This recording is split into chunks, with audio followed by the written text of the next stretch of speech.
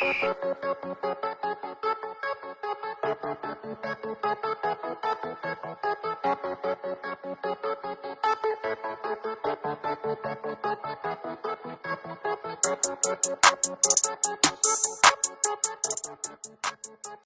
welcome back to another episode of the Bird Real Estate Podcast Show.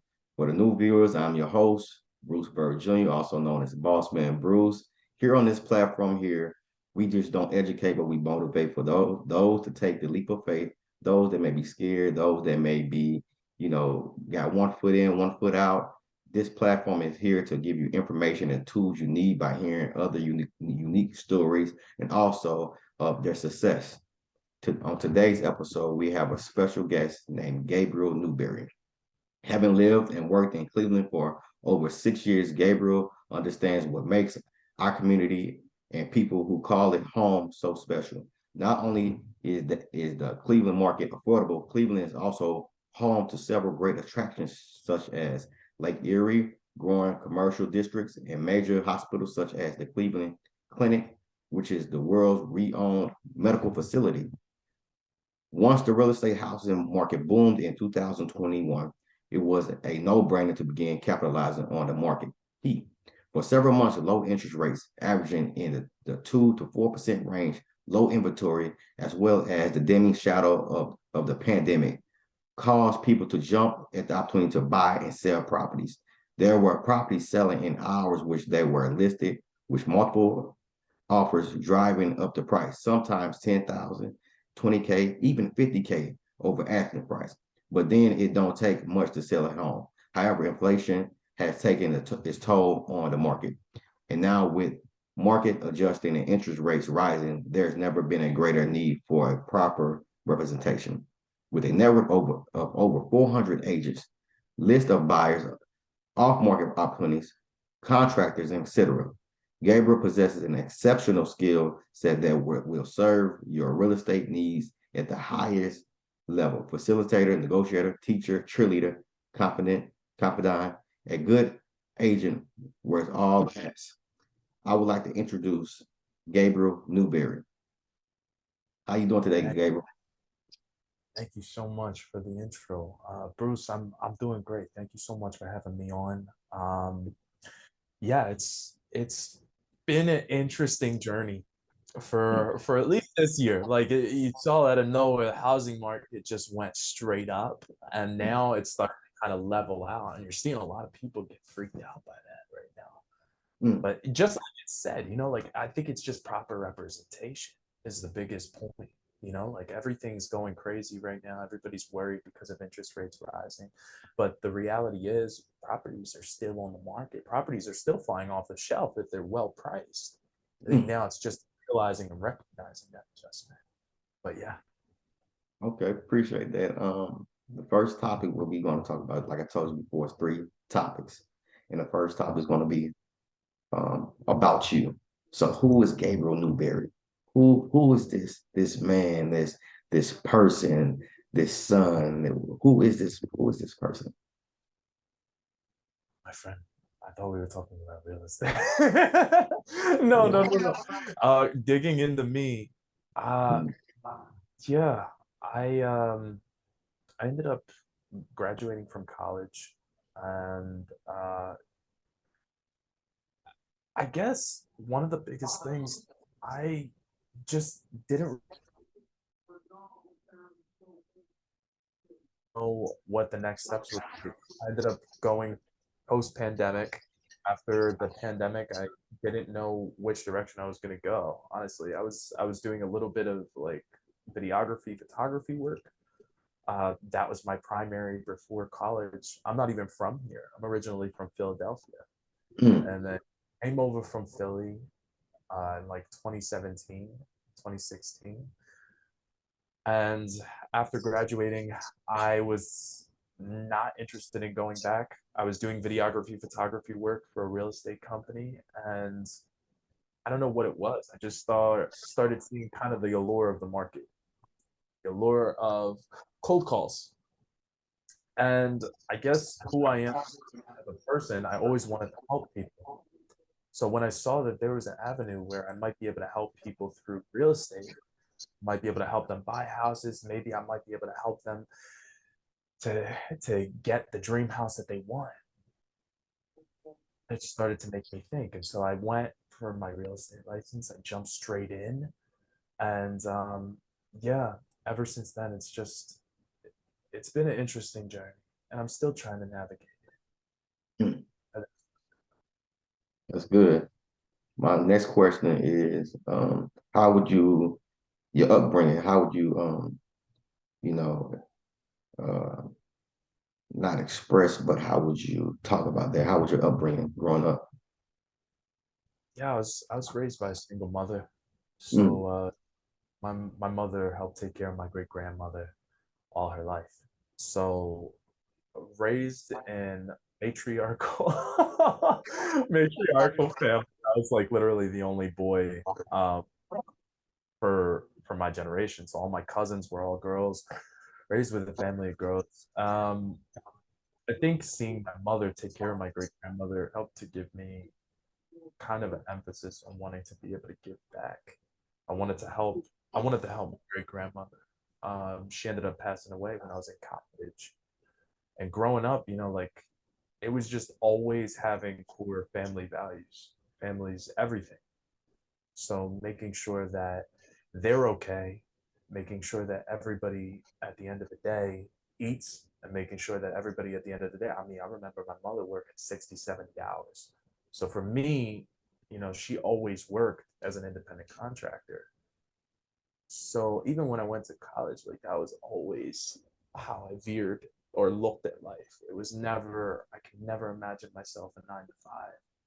I mm, just always my mother work. And so it's just like that hustle mentality was always there. If that makes sense, like yeah, you're yeah, not, it's something embedded in you that, yeah. like you never stop working because Mm, it's not what you do, especially if you have something to fight for. And for me, that was always my family. mm. I like that. I like that. What I take out of that, what you just said, is your perception. Your perception of every situation. I feel with your grandmother and your mother put you in position that you is today. By their lifestyle on how they help family, how they help others, and that puts you in a place in your life where now that's all you know is to help others. That's all you know is to hustle. That's all you know is to be an entrepreneur. That's amazing right there. Definitely your mother. So salute to your mother. On giving them attributes. To being a better man. And I believe women don't get enough credit, definitely being single parents, when the father's not in the home, and how they could just, what they apply, and sometimes get overlooked. A lot of times it does. But so that's special. So next question is, oh, go ahead. No, no, I Yes. just said that So next question is, what do you love about life? every day. Um, yeah, it's every day. Being able to hustle and being able to honestly make money purely out of something that I do for passion is something that I love.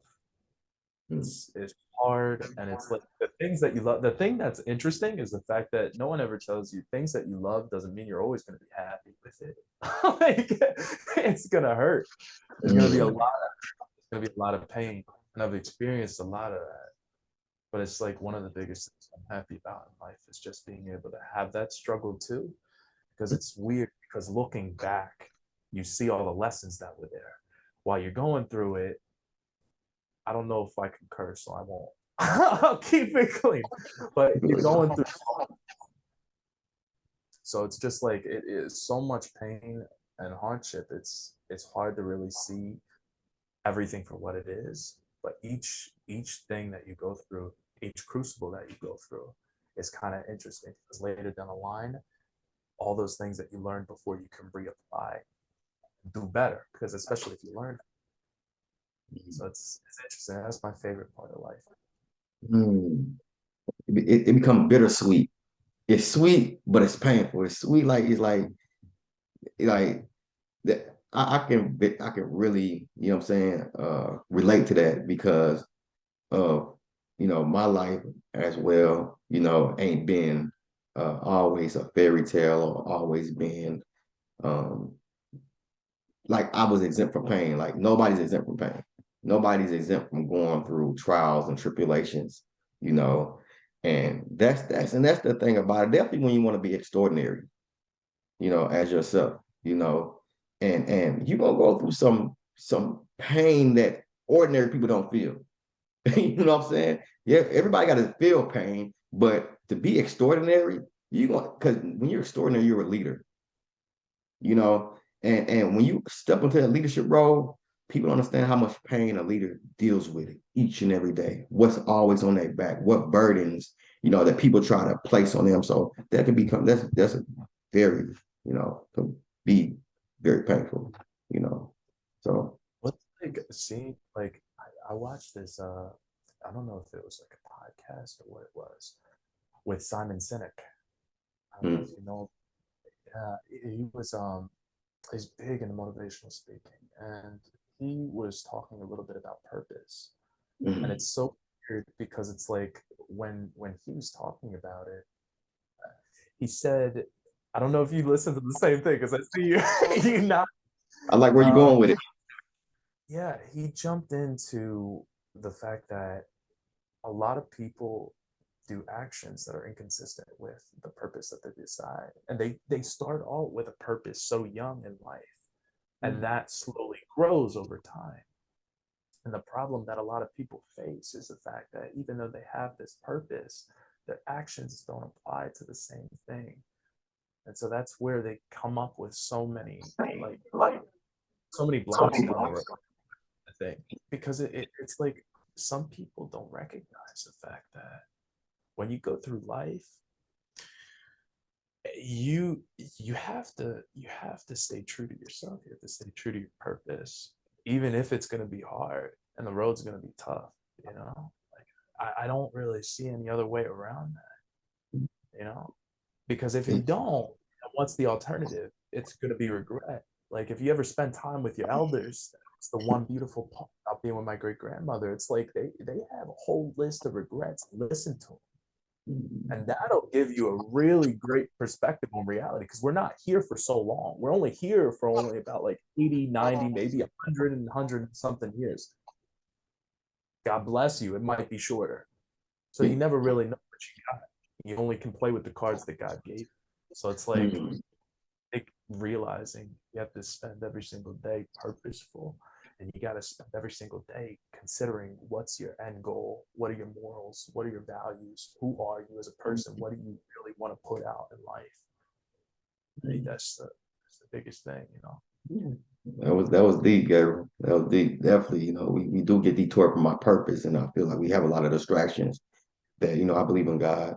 The enemy used to use as a blockage, so you won't get to that other level, that the level of influence, the level of impact, you know, and it's about us having discernment to see, okay, hold on, I don't like this. I got to move like this around this person. I got to move around this, but move this way around this situation. I got to face this situation. I got to back from. We got like you got to understand the true discernment. So that's definitely you know. Another question I want to ask before we go to the next topic is, what do you love to do? What's your hobby? Yeah, I love to go hiking, my friend. Like going out hiking, going out into nature. It's like I grew up in the hustle and bustle of the city, man. So as soon as I saw a deer for the first time running across my field, like I was freaked out. The closest I ever got to that was Bambi. You know, like I when I saw that, I saw all the like I don't know. Are you in the Cleveland area or you're somewhere different? I'm in St. Louis, Missouri right now. You're in I Missouri. ain't never been to Cleveland. I ain't never been to Cleveland. You serious, brother? You gotta come because whenever you go out there, there's so many metro parks, and Missouri, I'm sure, is beautiful too. It But is. aside from the lakes, you have all of these. You have like Cuyahoga Valley. And there, it's all open land. You just go. And Mm. that's the one beautiful part about it, man. You can just get lost in nature. That's that's the fun part about it. Like I'm a little hippie there. Like No, I like to say to myself, get some peace by it. I totally get. I'm starting getting into like in tune with nature. Like I like to. I say I talk to birds. I love birds. Even though my last name is Bird, I love birds. I feel like spiritual guides. I feel like animals speak, nature speaks. You know, it's that we just ignore it. And I feel like we overlook how God speaks to us. We think God is only gonna speak to us one way, but He speaks to us so many other ways, and that's why I like animals. I love animals. I love, definitely, like I said, definitely birds. Birds is really my thing. Like I said, I believe spiritual guys like use things to let you know that you're on the right path in life. So I love nature. I'm definitely gonna come to Cleveland to check it out. You know, so I gotta head up to the story now. Now I'm kind of curious. hey, Never we been can out. swap. You can come to Missouri. I can come to Cleveland. We can both we can arrange for that. You know. So There. So, next topic, we're gonna go to the next topic, and it is tell us about your first taste of success, past success. But tell us the feeling, the emotions, and I know you said your mother was a independent contractor, meaning she was an entrepreneur. So when you established your own taste of success, how did the feeling of it? What was it? um, yeah, there were a lot of moments, man. If I'll dig into the most recent. So I ended up going in. Uh, I went into real estate. I think I'm hitting almost a little over a year Mm, now, and I just hit my 15th, 16th transaction. mm, About 11 listings, 11 listings in, maybe 12 listings. Yeah, 12, 13 listings. I'm about to get another two. mm, It's weird because I remember not even like close to the beginning, mid June, I was talking to somebody and I just started really delving into real estate full time around that because I was talking with one of my friends who's also a real estate agent. He was a mentor of mine. And I was talking with him. I was like, you know what, Pat? I don't know what I'm I don't know what I'm doing. I'm going into the call booths. There was moments when I would go into a call booth. I would sit there for 5, 6, 7 hours, just cold call people. I didn't even know what I was doing, and I would cold call just to be able to try to get a client for a listing. And so I was going back to back cold calling as much as I possibly could, doing as many open houses as possible. I was basically the runner for my entire brokerage. Anytime anybody needed anything, the showing, what else, I'll be that person. And I was getting referral business, but it was like I don't know. It's just thinking like, how am I going to make this into a living? Because it's like after the referral goes through, then there's not really too much, and the broker gets its cut. So it's like I'm barely paying bills. There were moments when things were really, really tough. So it's like I think as soon as I got my first deal, when I was talking with him, it's funny because only like a week before I was talking with him, I'm like, baby, I need to just quit. Like I don't know. I'm not really sure what I'm doing. I'm not really sure if I'm doing it right. I'm fresh out of college. Maybe I need to figure something out, go to a regular job. Like am I screwing my life up, basically? And a week later, I get a call. My one of my buyers wanted to go see a property. We ended up writing this offer. We got it accepted. First offer to ever get accepted because it was the heat of the market. So I was submitting offers, but nothing was getting through. So finally, I get my first check and all mine. And I remember just thinking, like, this is the reason you fight for that. mm. Because the high, like you go through really low lows in a business, but when you hit that high, there's There's nothing like it. And ever since then, I think I've 10x. I went from 6 clients in June to 12 clients in July to 30 clients in August to now I have a network of about 78 clients, 90 Hmm. clients that I'm with right now. And so it's funny because you don't see things slowly growing, and it's back to the whole tapestry mindset. You're looking back and you see the progression, but while you're going through it, I was ready to quit. What if I quit and I didn't hit that success, because the success was right around the corner? So that was my biggest swing. And it's funny because I didn't have a listing, and then out of nowhere now I'm like I said, I'm about 12, 13 in. It's funny how things flip around, especially if you keep at it. Roles reverse, roles reverse, definitely reverse. And it's all about timing. You know what I'm saying? We don't know how, like you said, we don't know how we close we go through that breakthrough until we keep persevering. You know, until we don't give up, and we don't see it, but that's where that faith kicks in. Faith is not seeing. Faith is really hearing. You can hear how close you is quicker than you can see. You know what I'm saying? I tell people my ears are my eyes, you know. So that's great. So tell people more about the core of your business, you know, so they can get in tune with you more, you know. Yeah, core of my business is being able to treat everybody like my family. Mm. Like genuinely, whenever I take on anybody as a client, I had one situation where he uh he was a new investor and he was from out of state. So didn't know anything about the area. I went above and beyond for him. I mean, I was doing calls in the middle of midnight. I was going out and I was running around. I was trying to do videos for him, anything that he needed, any contractors that he needed. I would try to make calls for contractors, getting those estimates, getting things prepped for him, then calling lenders, because if he needed a lender, then he needed a real estate attorney. Okay, I'm jumping in, I'm getting a real estate attorney for you. Anything that he needed. It's not necessarily like I was at his beck and call, because there's always a line, and like family, there's a difference, right? Like if it's a genuine person, they're going to be respectful of your time too and not take advantage of that. And I feel like I love to work with people that have that understanding. Like I will go above and beyond for you. There's absolutely no doubt in that.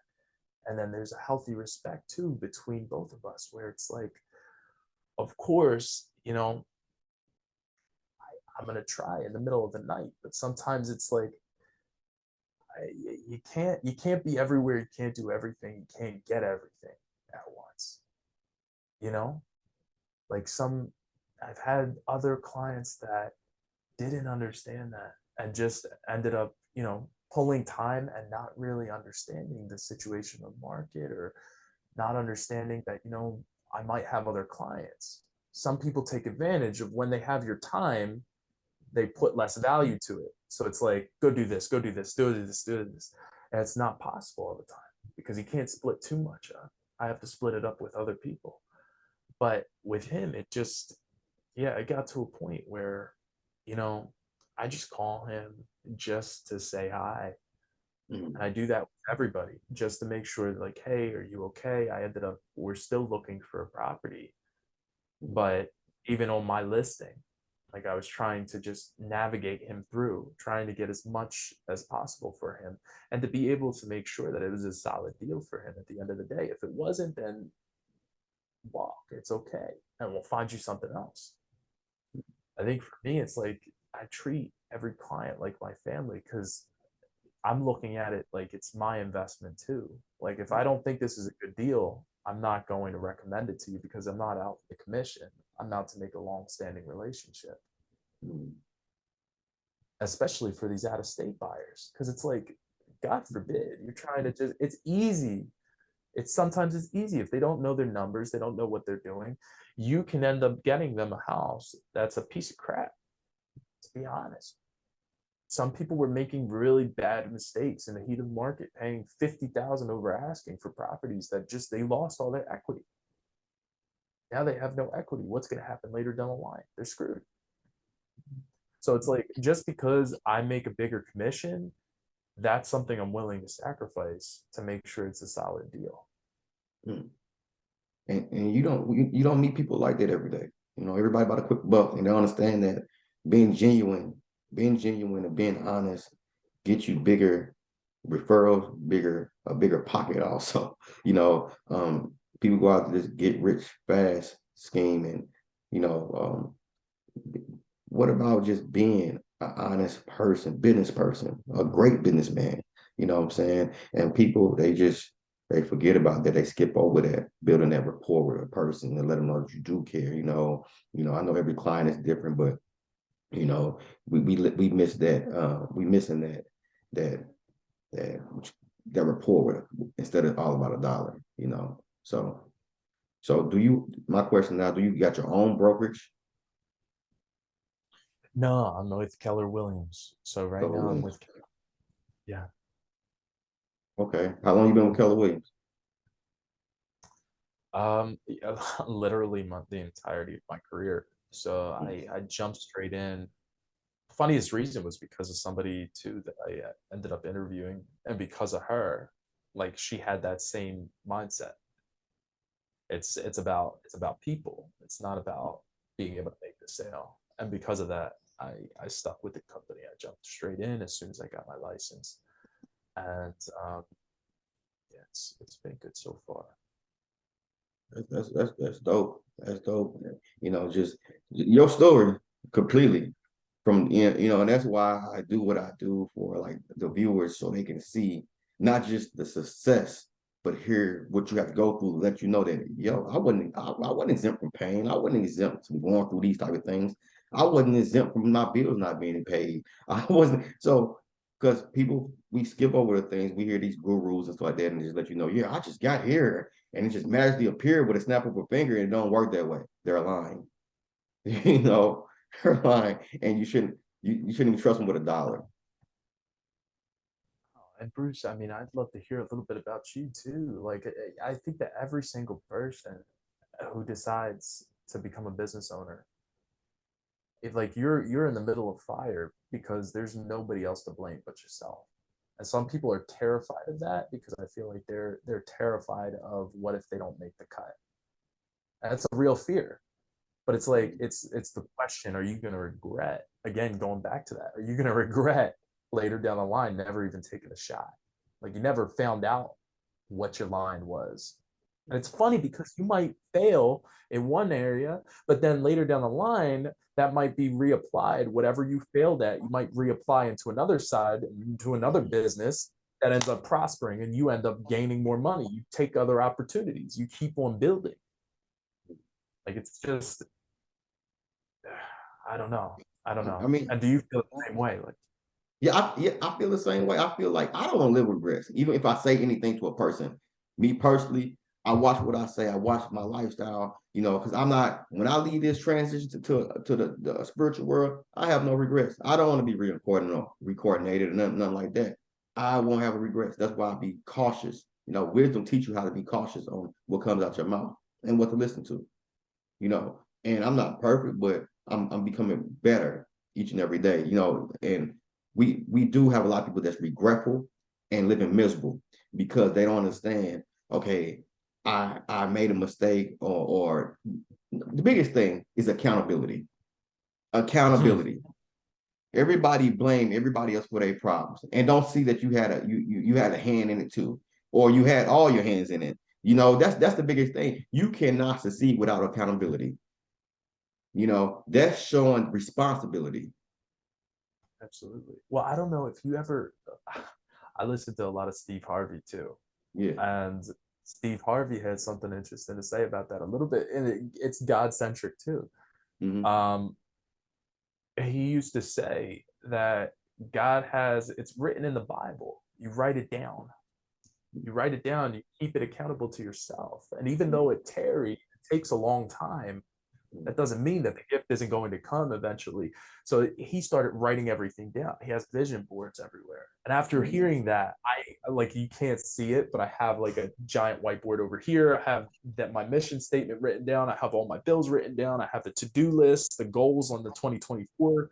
I have my business plan written over there. It's just like writing things down and getting to a certain point where you have to be able to keep yourself accountable and make sure you stick to a certain set routine, a certain set structure. It becomes who you are. Even thousands of years ago, they did the exact same thing. Sun Tzu was a Chinese philosopher. He used to say the exact same thing. He had a quote. I can't say it exact, but it was like your thoughts become your actions become your values become your character shows the design of your true life. It's just like very specific things you need to keep accountable for, and it goes all the way back to your thoughts, and then how you carry yourself and your moral Definitely. you know? Definitely. I definitely believe that. So tell the viewers, what are you up to now? What do you got going on? You writing books, or what do you got going on now? I don't think I'm at the point of writing books.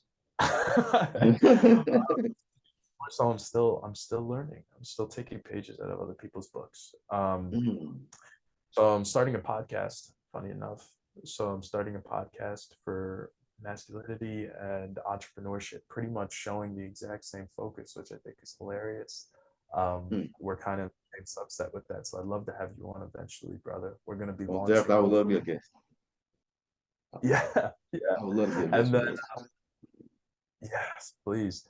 And then I'm also, I have an off-market division that I'm working with for Pennsylvania, and then hopefully we reach out nationwide.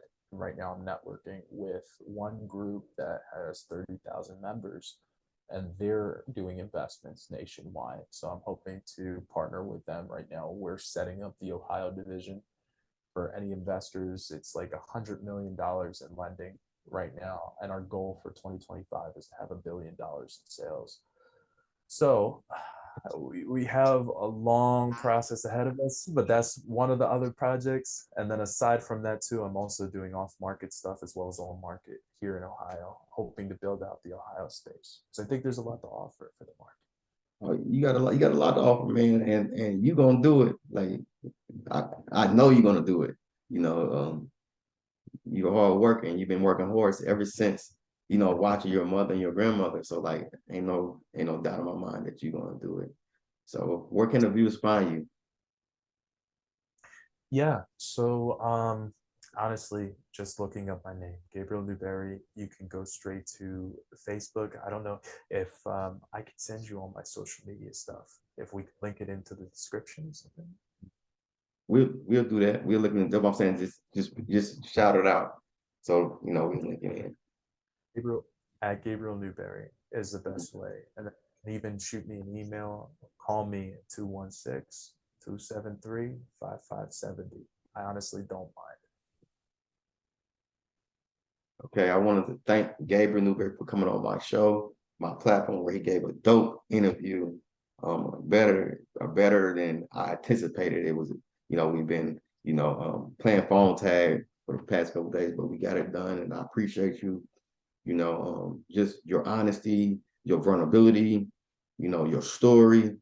I appreciate you for, even taking time out on this Sunday, and it's been beautiful, and until next time. But before we conclude this interview, please like and subscribe to my YouTube channel. I am Bossman Bruce TV. Also follow me on Instagram. I am Bossman Bruce 3.0.